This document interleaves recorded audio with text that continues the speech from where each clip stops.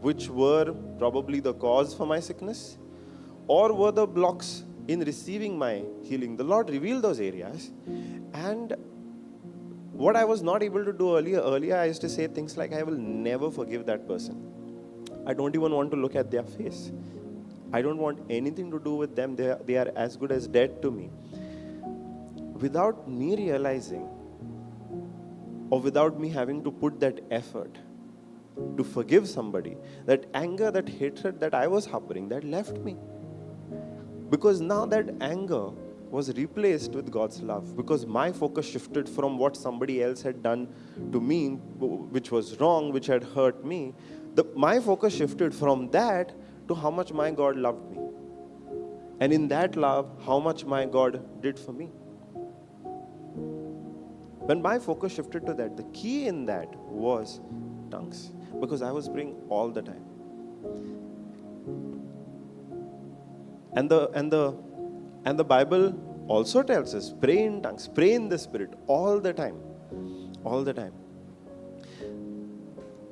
Now I had that understanding in the beginning. But later on, where I used to spend hours praying, again I got distracted and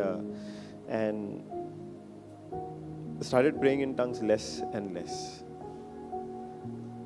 With work, with family, with all other responsibilities, the excuses came. I don't have time. Even when I was working, in the beginning I tried praying in tongues, and soon the excuse came, if I'm praying in tongues, I'm not able to concentrate on my work. So I stopped praying in tongues. So tongues became less and less. But even then, the Lord guided me to again reflect on the role that praying in tongues had played in my healing. The Lord reminded me of the power which is there in the gift of tongues. And when I went back to the teaching and reflected once more on the power of tongues, I realized that when I did pray in tongues, my work was much better. What I initially took 4 hours to complete, now I was able to do it in 2.5 hours. Even if I took the whole 4 hours, the output was much more.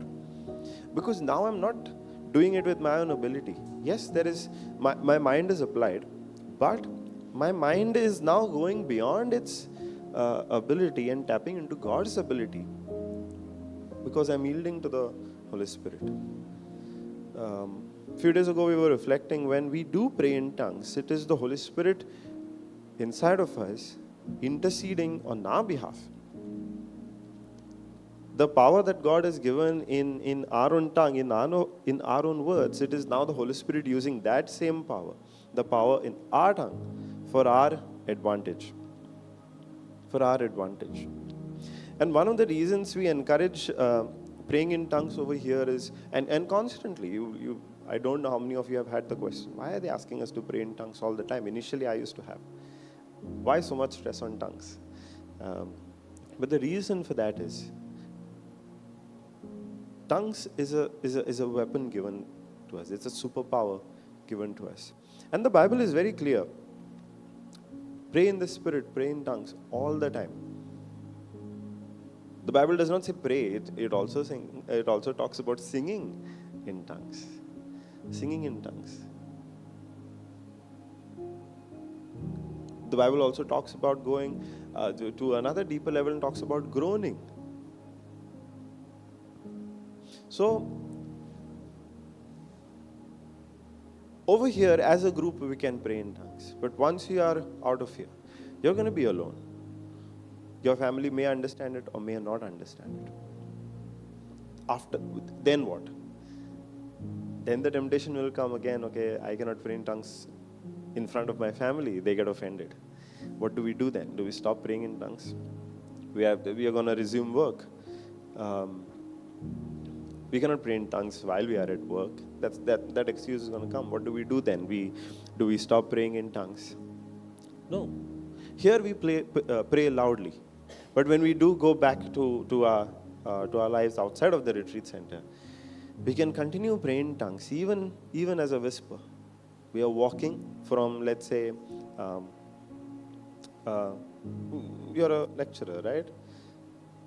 If you allow me to take your example, just before you enter your class, you can pray in tongues, whisper. If you're moving from one class to the other, you can. If you're moving from your cabin or your staff room to the class, on that path, you can pray in tongues. Because God does not ask us to operate in a formula, right? God does not ask us to operate in a formula. Somebody might be taking a cab and going to office. Somebody might be riding to office. Somebody might be walking or cycling to office. Wherever we are, even if we can pray in tongues for 2 minutes, let's do that, because God has not asked us to fit into a formula that we have to sit in one place only and pray in tongues. That's the right environment. We can pray the whole day. We can pray the whole day. Because if we have to pray with our own understanding, where we have to come up with words and the right words to say in our prayer, we're going to run out of our ability in 5 minutes, 10 minutes, 1 hour. We're going to run out of our ability. What are we even going to say? What are we even going to speak to God for more than 1 hour? But with tongues, God takes us from our ability to His ability, where we can pray in tongues for hours altogether, and we start supernatural things happening. If you hear of all these testimonies, if you reflect back on your own testimonies, or if you have spoken to any of the other people over here, there will be a role of tongues in those testimonies, in those supernatural things. In those supernatural things. Because now, when we pray in tongues, we rise from our ability to God's ability. Hallelujah. Praise Jesus. Thank you, Jesus. Now, all these days we've been reflecting on the purpose that God has for our life, and how do we discover the purpose that God has for our life. For a long time, I had this question, and I had this doubt also. Am I in the right place? When I even after I started preaching, I'm like, what am I doing here? How am I qualified to be here? Why am I preaching? There are so many people who know more than I do. How did I end up coming and sharing the word of God like this? What am I even doing? I used to hear testimonies from so many of the team members, from so many people, and I started looking at the relationship that they had with God, and the conviction that they had on the word, in the voice of God that they heard, and the confidence that they had on the word. And I used to think, I don't have that. And if I don't have that, what am I doing here? And this doubt used to come. See, do you know that scripture where God says, God uses the foolish things of this world to bring to nothing the wise, to prove the wise foolish. Yes. And I used to reflect on Papa's life, Papa's testimony, the pit that he went to, what state he was in, and how the Lord brought him back from there. I used to reflect on Sister Jocelyn's testimony, Sister Florita's testimony, and from where they came, where basically in the eyes of the world they were nothing. They were written off. They were zeros, failures. That's what the world had tagged them.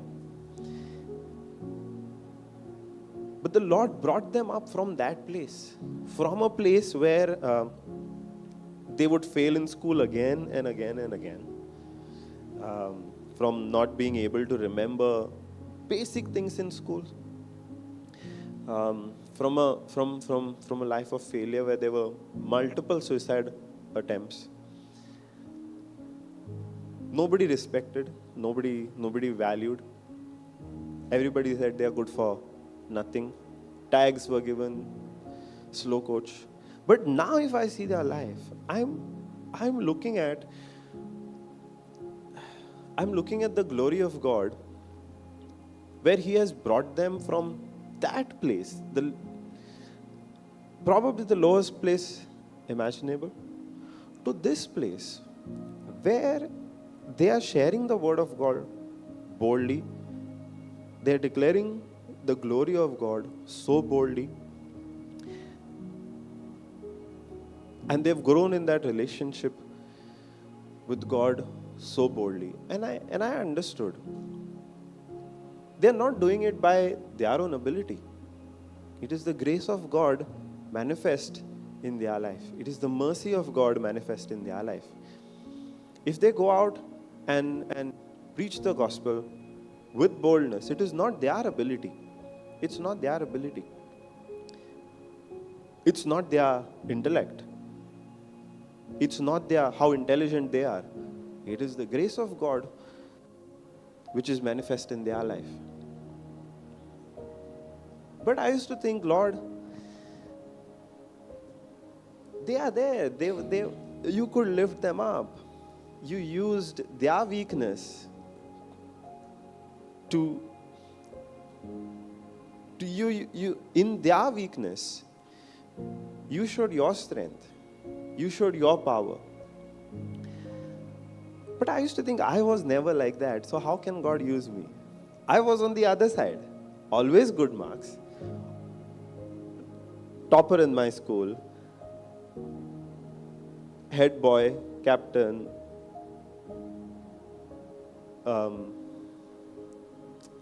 Always in the front in the extracurriculars, participating in sports, in school as well as in church. So I was on the other side. They were where nobody thought they amounted to anything. They were in a place where nobody believed that they had any ability. But I was on the other side, and I was like, everybody was like, okay, you lead. You take charge. You do this. You go ahead. In school, in church. I came from that. So I was like, God, now what do I do? In their weakness, you could show your power. But I was thinking that my intellect was sort of a block where God uses the foolish things, right? But I was thinking, I'm not foolish. I have all this ability. Then what? So does that mean God is not going to use me? And I started having that question. Well, then if God is not going to use me, what am I doing here? What is my job here? And I did not ask this to anybody. That doubt was there in my mind. And I tried to find answers. It's not that I had the doubt and I just did nothing about it. I before asking anybody, I tried to go through teachings and find the answer to this doubt that I had. Because if I'm thinking that I don't belong here, I don't, there are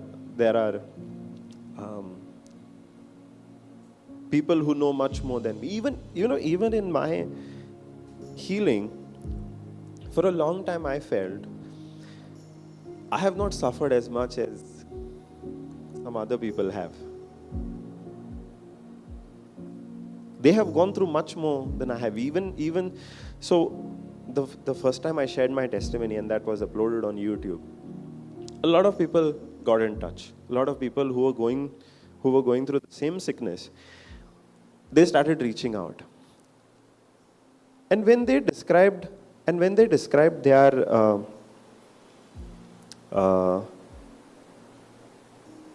their symptoms, they were so much worse than what I was going through. And I used to think, I have not even gone through 10% of what they have gone through, yet the Lord has saved me. Why? Why? I have not gone to the kind of pit that they have gone to. So why am I here? And one day then I was looking for the answers. And I decided to ask this to Sister Jocelyn. I said, you came from that place where you did not have any ability. But I was not in that place, right? So what do I do now? Because I have all this other ability. I never had trouble speaking, standing in front of people and speaking. In fact, that was one of the things that I enjoyed. So what about me? How is God going to use me? And she asked me only one question. Whatever ability you have, who gave you that ability? God Himself gave you that ability, right? I did not. To my natural mind, it might look like I developed that ability. It is my talent. It is my strength. It is my advantage. To my natural mind, it was looking like that. That if I can speak well in front of a group of people, it is my ability. It is my talent. If I can take charge of a particular event and take some form of responsibility and make things happen, make sure that event is... I thought it's my ability. That I can plan, I can organize, I can do all of this. But I never reflected on where did I get it from. I got it from God Himself. He is the one who saw me even before I was conceived in my mother's womb. That's what we've been reflecting on over the past few days, Psalm 139. He saw my unformed substance in my mother's womb. And each day of my life, He wrote in His book. So when He wonderfully and fearfully made me, created me. So when He put all that effort into creating me, would He not have put those same talents, the same abilities in me? And here I'm thinking, it is all of myself. My intelligence. My talents. My talents. And when I was talking to Sister Jocelyn about this, she pointed out Paul. Where was Paul? Paul of the Pharisee. Paul was a Pharisee of the Pharisees. One of the most intellectual Pharisees there were. Probably on the fast track of promotion to be I don't know what the highest level of Pharisees was at that time, but probably he was qualifying for that. He knew the law in and out. Highly intellectual. If God can use him, why can He not use me? If God can have a purpose for Paul's life, and even Paul says in the first chapter of Galatians, Paul says the same thing which we saw in Psalm 139, where Paul says, even before I was born, even when I was in my mother's womb, God had chosen me for a purpose. God had set a purpose for my life. Paul himself is saying that. Now Paul also is thinking about what all he has done in his life. These are my credentials. I was for my religion, for Judaism, I did so and so thing. I did this, I did that, I did so many things. Paul is reflecting on that.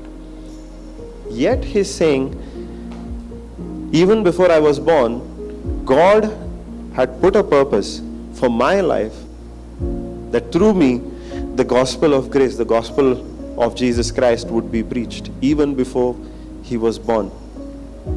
Now, if God can have a purpose for that intellectual, God surely has a purpose for my life also. God has a purpose for every single person's life. Each of us. Each of us. But what I was trying to do is trying to find that purpose on the criteria of my own ability. The talents that I saw in myself.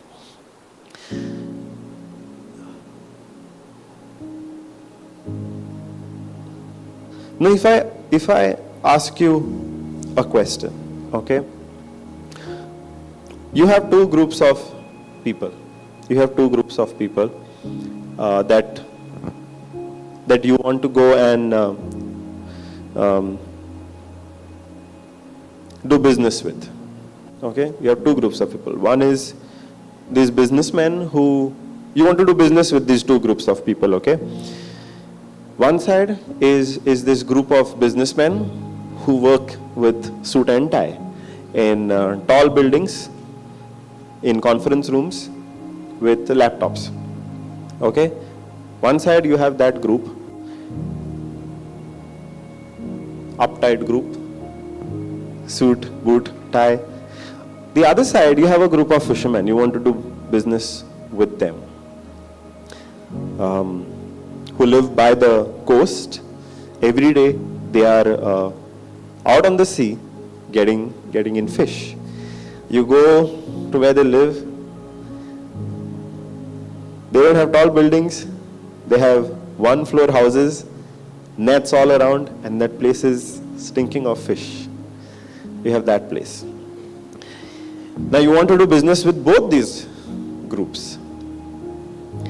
In your team, you have two representatives to send out to both the groups. You yourself are not going. You have two employees, two representatives of you, who you want to send out to that group. One fellow, one employee, one representative of yours comes from a very well-to-do family, speaks English flawlessly, has gone to the top business school in the country, is highly educated. You have one person like that. You also have a person who comes from a very humble background, who has not had much education beyond the 10th standard, because after the 10th standard, he had to, because of his circumstances, he had to start working immediately. Not very good in English, not very smart also in terms of, does not know any theory about business or all of that. If you have to send those two people to do these two groups, who would you send to which group? Remember, one side you have this group of businessmen who work with suit, boot, tie in tall buildings with laptops. The other side you have a group of fishermen that you have to do business with. Now, to send to them, you have two people. One fellow who's highly educated, speaks English fluently, educated from the top business school. The other fellow, after 10th standard, not much education, started working directly, can't even speak English properly. Who would you send to which group?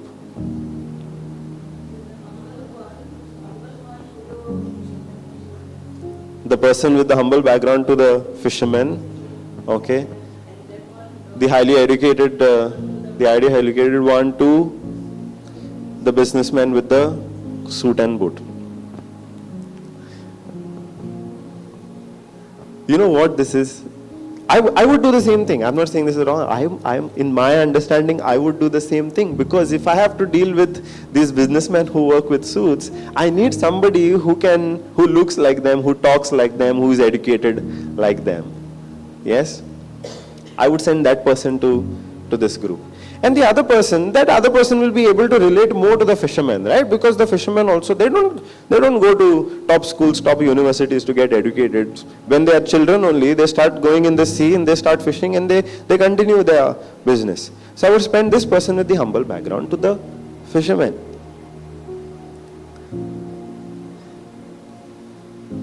You know, God also had to do a similar choice.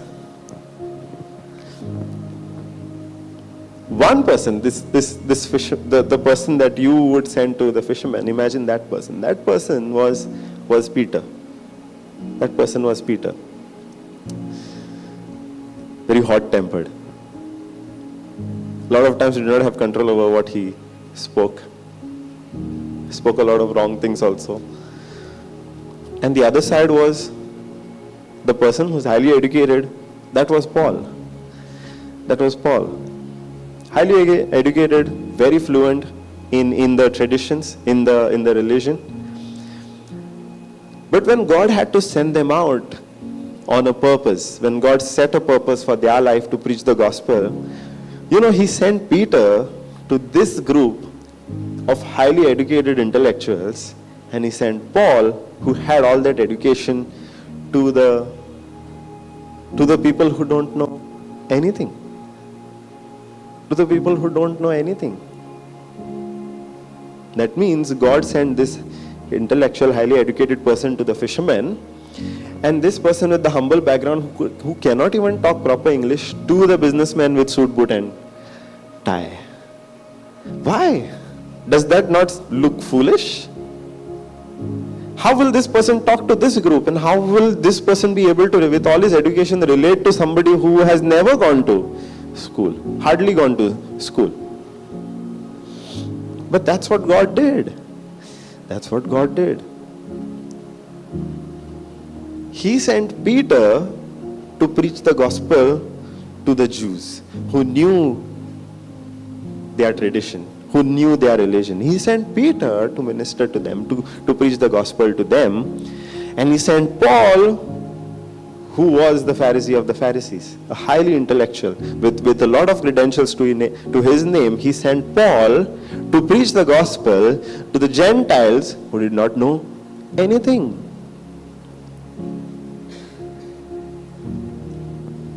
Why did God do that? Why did God do that?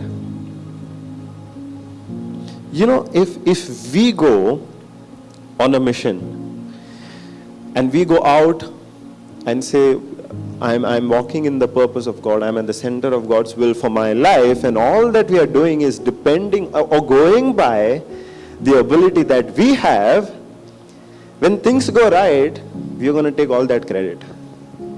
When things go right, we are going to take all that credit. We will end up saying, this was not very difficult. This was very easy to handle. I was able to handle it very easily. Not a problem. Imagine this fellow who with that business education, highly educated, very fluent English. He goes and speaks to these businessmen. He can talk to them very easily, right? And the other person goes to the fisherman the other person with the humble background goes to the fisherman. He is able to relate to this fisherman very easily. Very easily. But if you send them, if you flip their roles and send them to two opposing groups, then they have no choice except to depend on the ability of God, because they know in their natural ability they cannot do this. They cannot do this.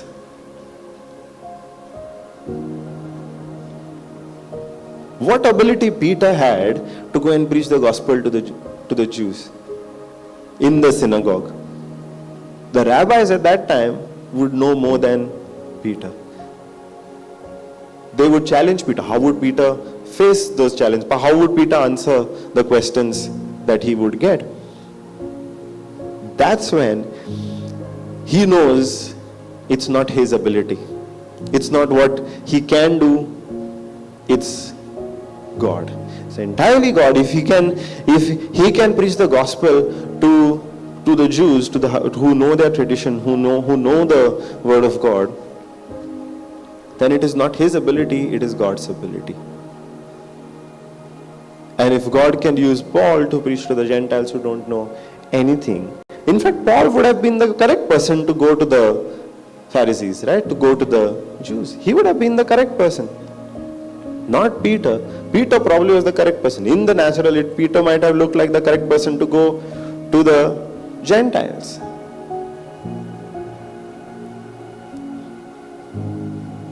we can get into the temptation to think that the purpose that God has for our life is based on what talent we have, what ability we have, what skill we have.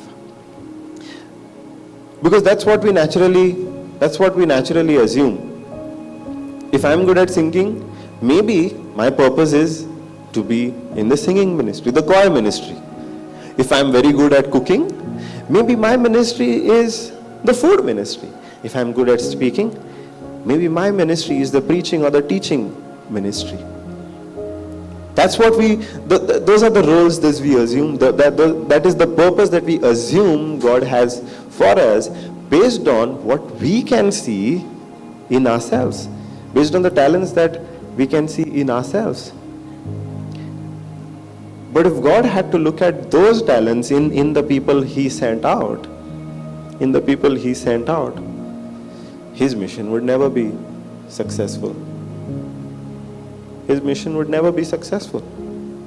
Peter would fail with the Jews if he only went by his ability, and Paul would fail with the Gentiles if he went only by his ability. What God does is, yes, He surely uses our gifts, but He does not restrict our purpose. He does not decide our purpose based on the talents that you and I have recognized. Now, even the talents that you and I see,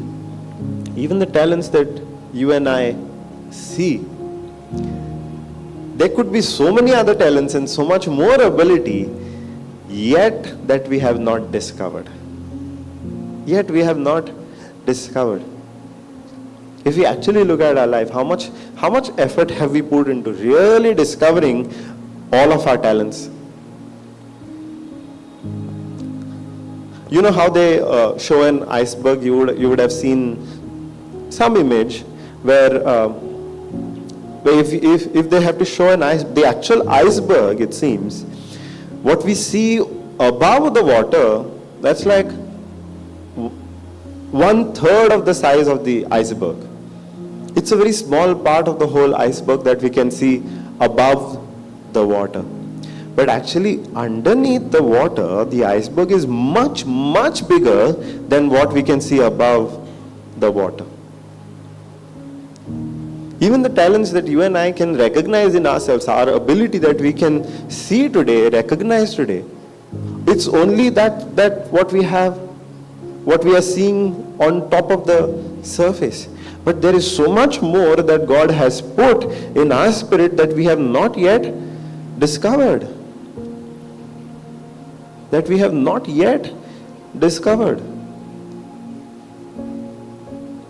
Now, yesterday we had that prawn curry. Yes? Prawn curry. Now, some of us went and took the curry from only the top, and they got the curry and a few onions.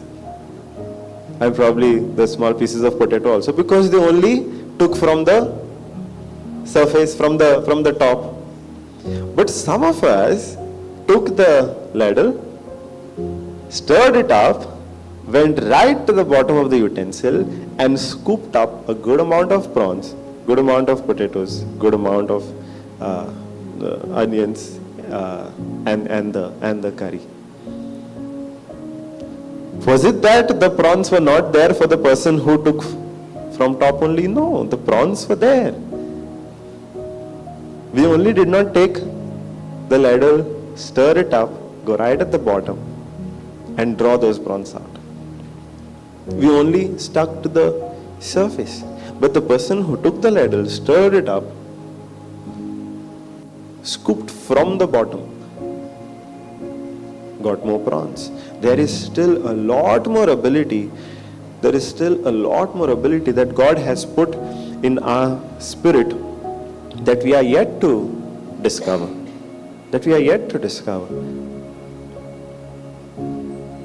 And at once only we are not going to discover each and everything. God is going to take us on a journey. If today we have not discovered the purpose of God, the purpose that God has for our life, It's not going to be that tomorrow I'm going to know the complete purpose that God has for my life and I'm going to operate in it 100%. We'll have to go through that training period. We will have to go through that journey where with each step that we take, we become more and more and more sensitive to God. At each step, we draw more and more and more of what God has put in our spirit.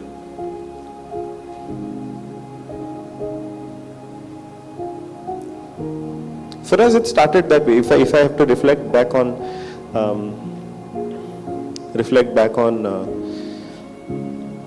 this, how we came about sharing the word itself is, when I was healed, it started by sharing my testimony. After the testimony, it started with taking calls on the helpline. They would take calls, share the word with somebody regarding healing, regarding any need that they had. We started taking that. I started taking that. It did not happen that yesterday I was healed and today I started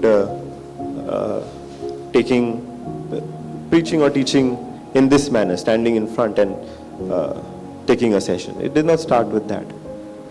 It started small.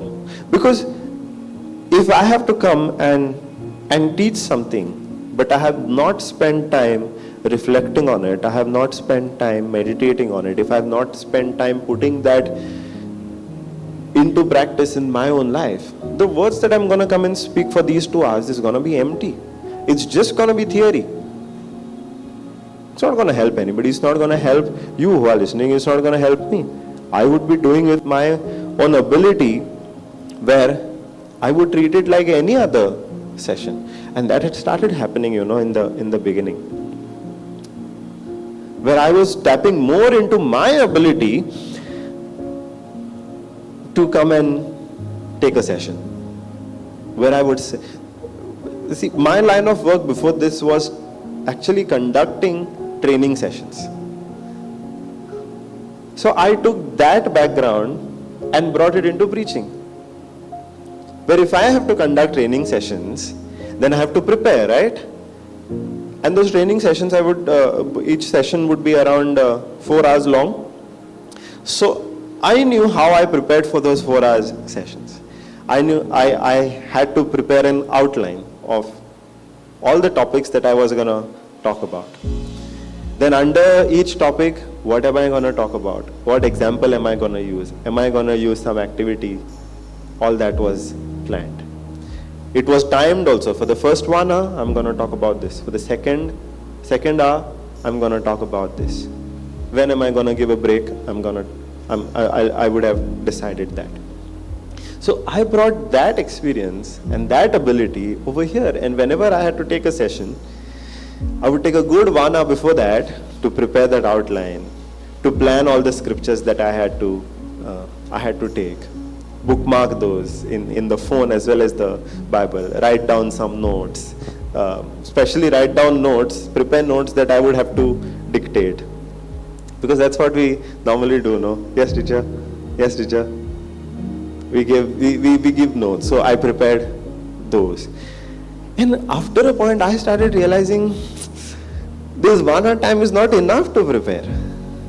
After the first session where I shared my testimony, I started getting calls. But after that, because I was doing it with my own ability, session after session after session, the same pattern, sitting, preparing that outline, preparing the scriptures, preparing the examples, preparing the notes, each session started feeling different. And I think after the 5th session, I was tired. I'm like, what? For the next session, what am I going to speak now? Which topic am I supposed to take? How long am I have to take? 1.5 hours? I can't take. Half an hour I can take. That's how much I can prepare. Because now I have run out of things to speak. And I'm going into the topics which I have not practiced myself. It is only becoming theory. Me preparing, coming and speaking. Only theory. How can I tell you, or how can I teach anybody how to put the word into practice if I have myself not put that word into practice in the first place? How can a teacher teach a child the table of, let's say, 12 if the teacher himself does not know the table of 12? Correct? But in preaching, the moment we start preaching, we can easily get into this trap or this temptation of thinking, yes, we are operating in God's purpose. God has called me to do this. But we end up doing that with our ability. Whatever purpose God has called us for, He's not going to restrict that purpose to our ability. He's going to take us to His ability. He's going to lift us up beyond our ability. Now, my ability, if I reflect back on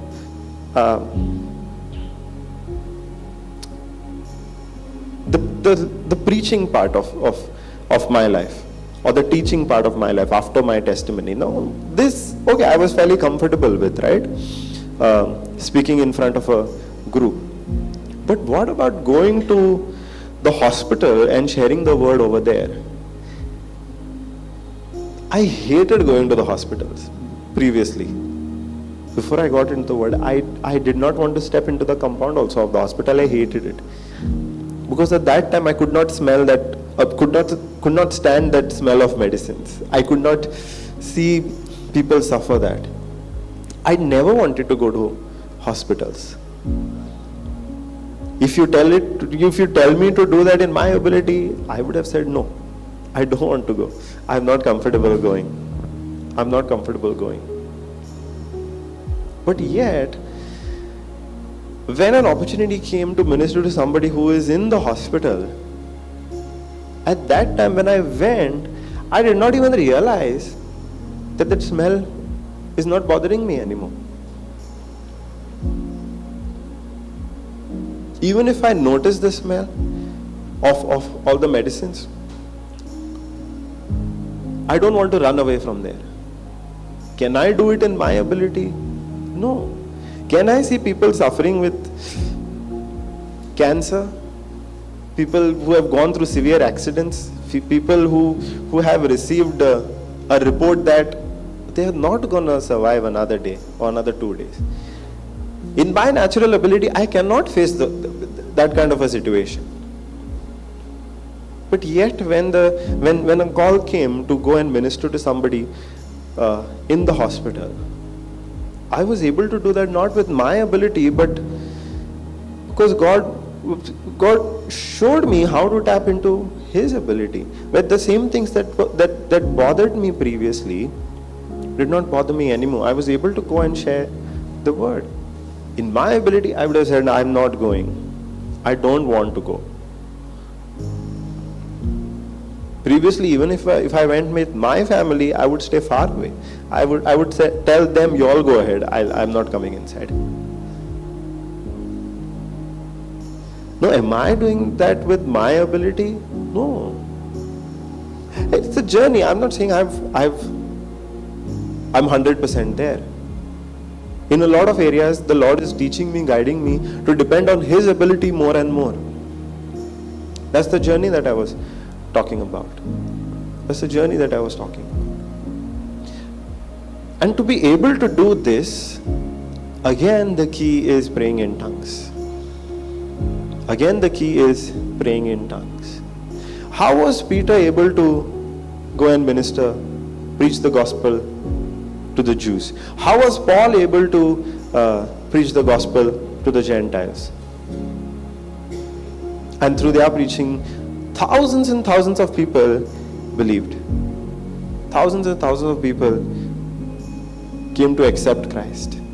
They did not do it with their own ability. They tapped into God's ability. They went beyond their talents.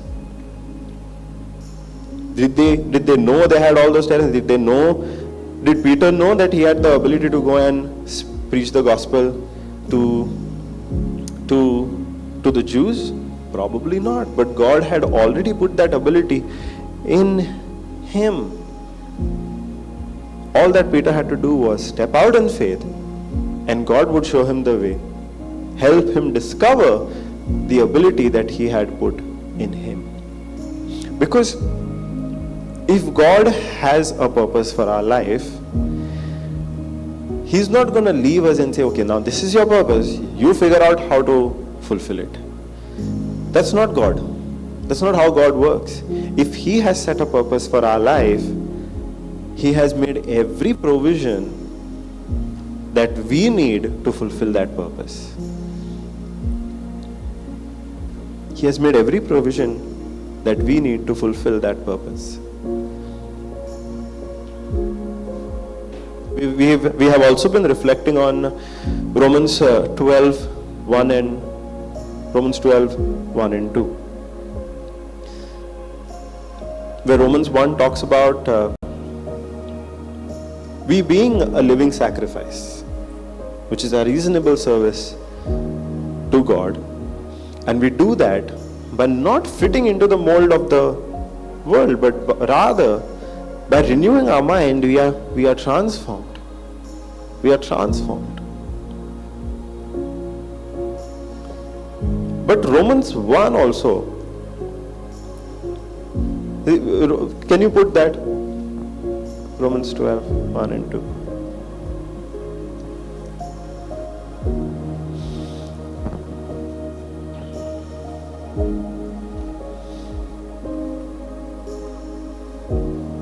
Okay. I beseech you therefore, brethren, by the mercies of God, that you present your bodies a living sacrifice, wholly acceptable unto God, which is your reasonable service.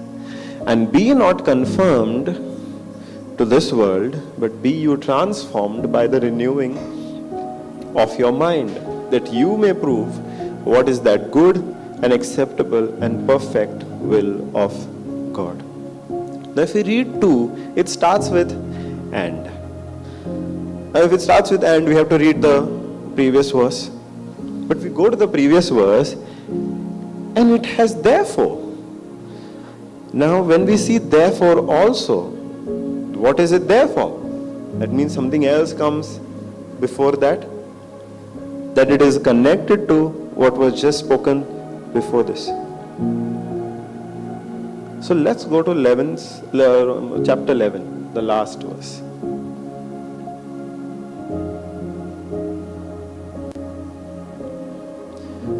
For of Him and through Him and to Him are all things, to whom be glory forever.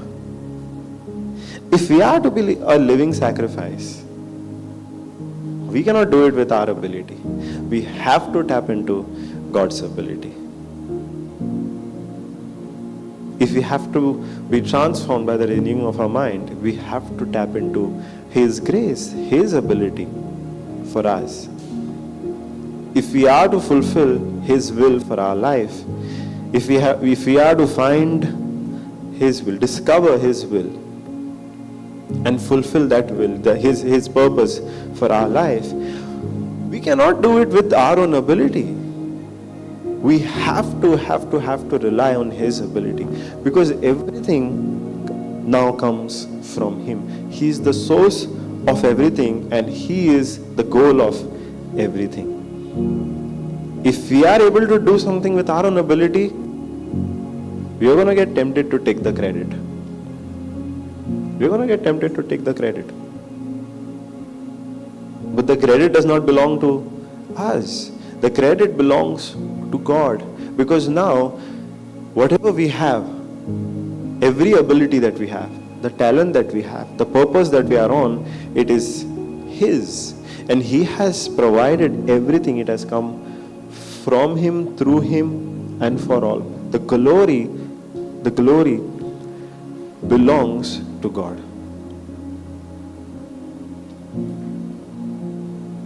Yes, we have talents, and those talents are going to be used. We have ability that is going to be used in fulfilling the purpose of God, but that's not going to be the limit of it.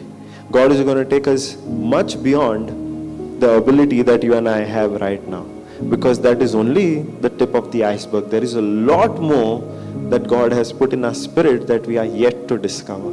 And as we walk on this path, as we walk in the purpose that God has for our life, He is going to help us discover the ability, the talents that He has put in our spirit, the ability that He has put in our spirit and which we have not yet discovered. And the key for this is going to be tongues. The key for this is going to be tongues. Because Paul, who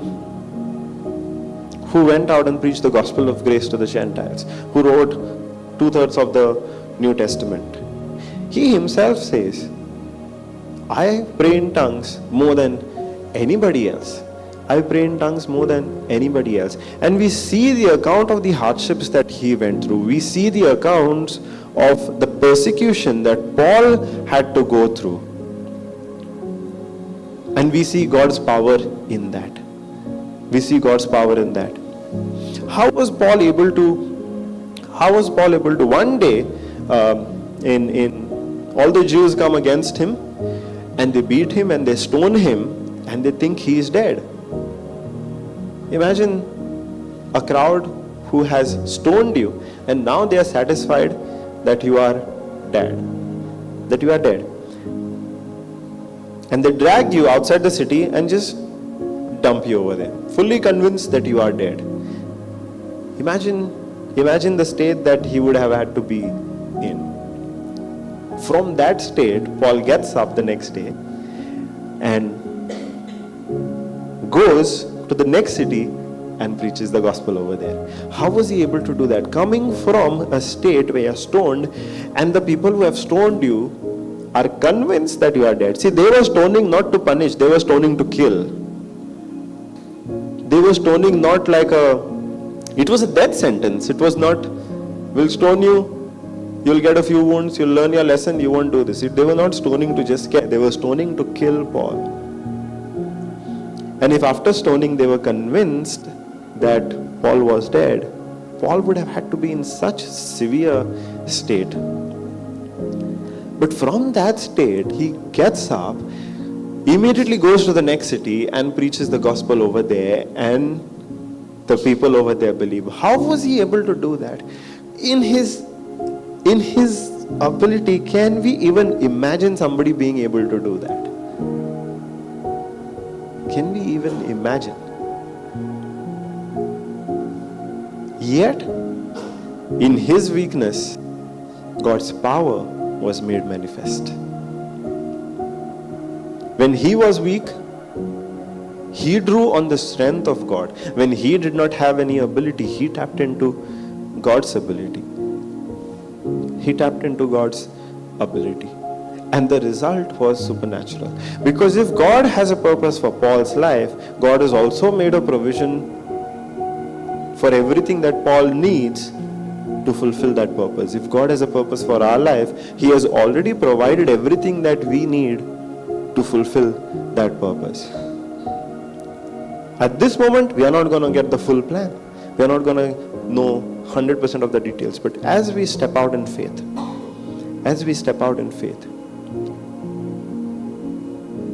we are going to get the revelation.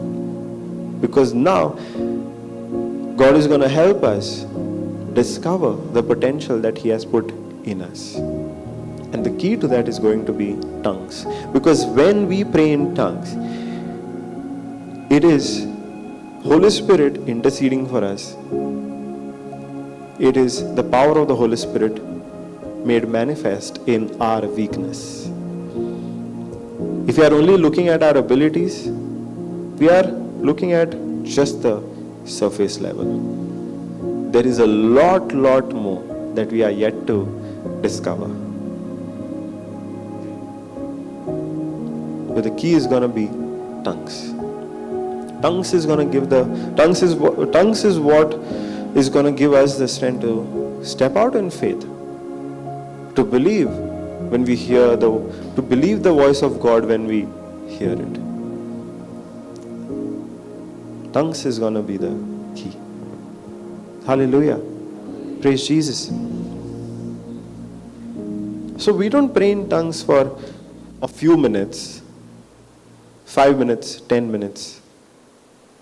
Even 1 hour is less. We pray in tongues all the time. We pray in tongues all the time. Hallelujah. Praise Jesus. Thank you, Jesus. Because when we pray in tongues, we are rising from our ability to His. We are starting to stir up. We are starting to stir up and discover what God has put in our spirit. Starting to discover the potential God has put in our spirit. Starting to discover the ability that God has put in our spirit. A few days ago, we were reflecting on what it means to be blessed. When we say we are blessed, we mean God has given us the power to be His representatives, to bring the same kind of result that He would bring.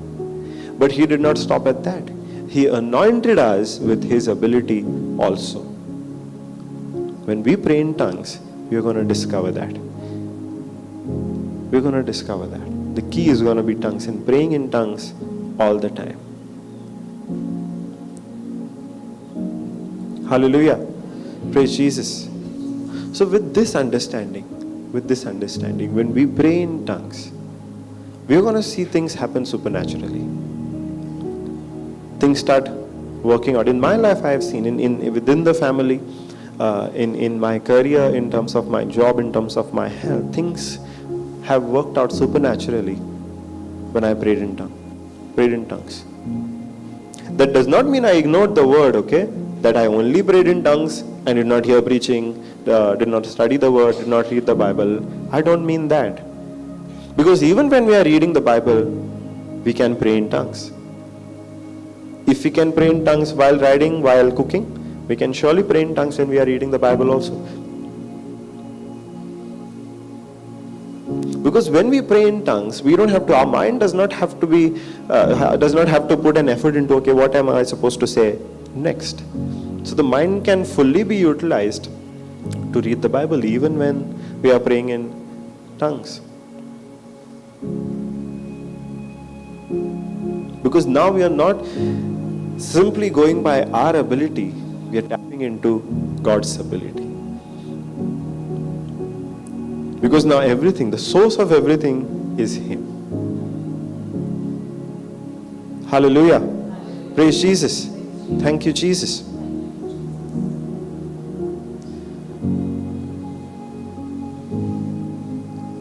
There is a lot more in our spirit that we are yet to discover.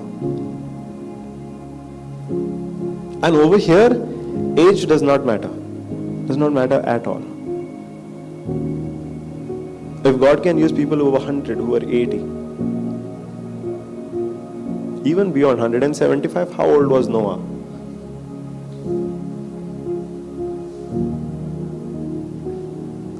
There is a lot more that we are yet to discover. God has already put that potential, that ability in our spirit. And as we pray in tongues, more and more and more, for hours altogether, we're going to discover what He has put in our spirit. Step by step. And He's going to journey with us. He's going to be there with us every step. Hallelujah. Praise Jesus. Thank you, Jesus. We'll reflect on that. We'll meditate on it. Yes? Let's close our eyes.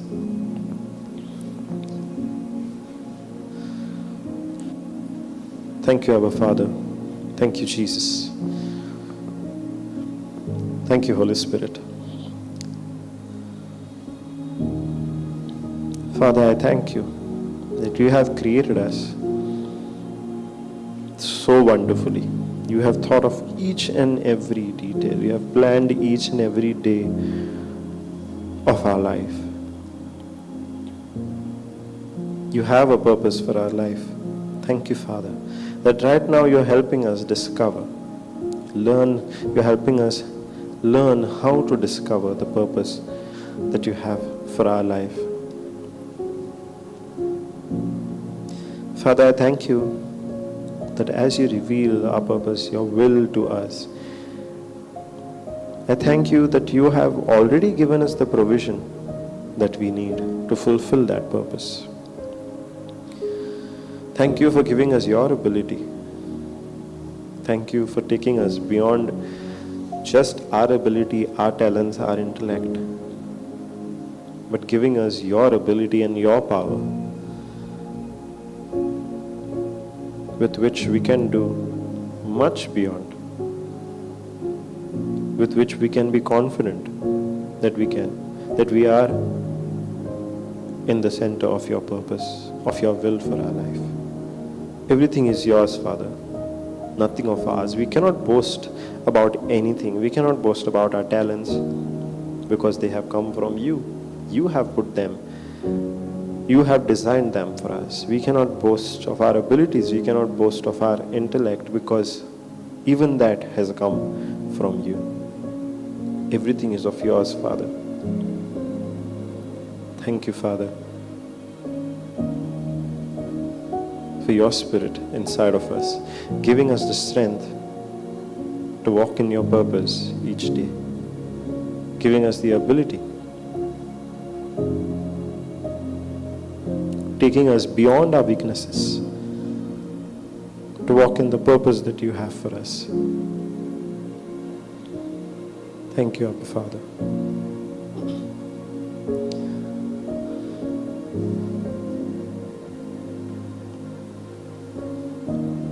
With this, I give you all praise, Father. I give you thanks in Jesus' name. Amen. Hallelujah. Praise Jesus. Thank you, Jesus.